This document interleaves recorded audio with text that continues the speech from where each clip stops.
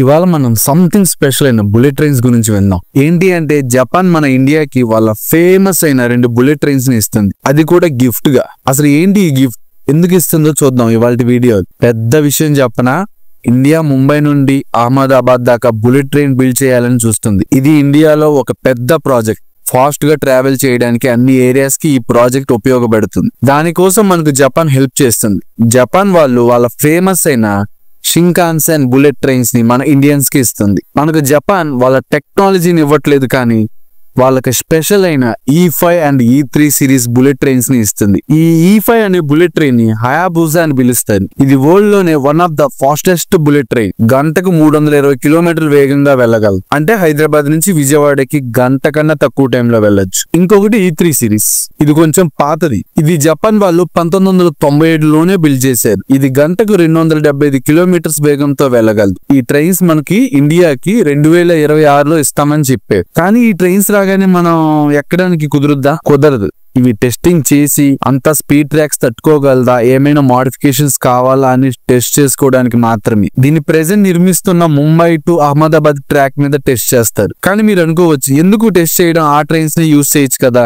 ఒకసారి ఇది వినండి. వాళ్ళు ప్రెజెంట్ ఈ 10 సిరీస్ బుల్లెట్ ట్రైన్స్ ని వాడుతున్నారు. ఇవి గంటకి 400 కిలోమీటర్స్ వెళ్ళగలవు. ఒకవేళ మన E3 and E5 series bullet trains ని వాడితే వాళ్ళు పడేసిన బుల్లెట్ ట్రైన్స్ ని వాడుతున్నట్టు ఉండొద్ది. ఎంత చీప్ గా ఉండొద్ది. పైగా వాళ్ళు 1997లోనే చేసిన ట్రైన్స్ ఇప్పుడు మనం వాడుతున్నామంటే అది పెద్ద సిగ్గుచేటు మనకి. మన రీసెంట్ వందే భారత్ ట్రైన్స్ కేవలం గంటకి 160 స్పీడ్ లోనే వెళ్తాయి. మనం ఇవి టెస్ట్ చేసుకుని వాటి స్పీడ్ కి తగ్గట్టు ట్రాక్స్ బిల్డ్ చేసుకున్నట్టే వాళ్ళ ప్రెసెంట్ ఇయర్ లోనే రిలీజ్ చేసిన E10 సిరీస్ బుల్లెట్ ట్రైన్స్ ఇస్తా అని అంటున్నారు. అది కూడా 2030 లోపు ఇస్తా అంటున్నారు. అంతేకాదు, ఫస్ట్ ఇవి టెస్ట్ చేసి ఈ ట్రాక్స్ ప్రతి చోట బిల్డ్ చేసి రన్ చేసేసరికి 2030 అవుద్ది ఈజీగా.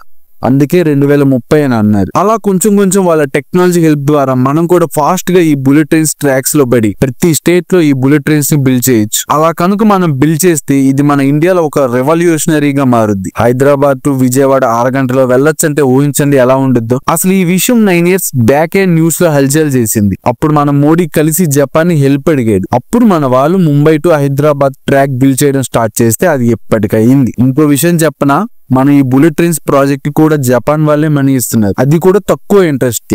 ఎంతో చెప్పనా, కేవలం 0.1%. ఇప్పుడనే కాదు, జపాన్ మనకి ఎప్పుడు డబ్బుల విషయంలో అయినా టెక్నాలజీ విషయంలో అయినా మనకి ఎప్పుడు సపోర్ట్ చేస్తూనే వస్తుంది. అయితే జపాన్ వాళ్ళు వేరే కంట్రీస్ కి బుల్లెట్ ట్రైన్స్ ని ఇవ్వడం కొత్త ఏం కాదు వాళ్ళకి. వాళ్ళు ఇలాగే తైవాన్ కి కూడా బుల్లెట్ ట్రైన్స్ ఇవ్వడం, హెల్ప్ చేయడం చేశారు. ఇవాళ కనుక మనం తైవాన్ లో చూస్తే బుల్లెట్ ట్రైన్స్ లో జపాన్ కి పోటీగా నిలబడుతుంది. నేను చెప్పిన వీడియోలో కూడా చెప్పా, మన ఇండియా డెవలప్ అవుతుంది, బట్ ఈ స్పీడ్ సరిపోద్దు. ఇంకొంచెం పేస్ ని పిక్ చేయాలి. అవతల మన రైవల్స్ అయిన చైనా ఆల్రెడీ జపాన్ కన్నా గొప్పగా బుల్లెట్ ట్రైన్స్ ని బిల్డ్ చేశారు. సో ఇది ఇవాల్టి వీడియో. ఈ బుల్లెట్ ట్రైన్స్ గిఫ్ట్ మీద మీ ఒపీనియన్ ఏంటో కమెంట్ సెక్షన్ లో తెలపండి.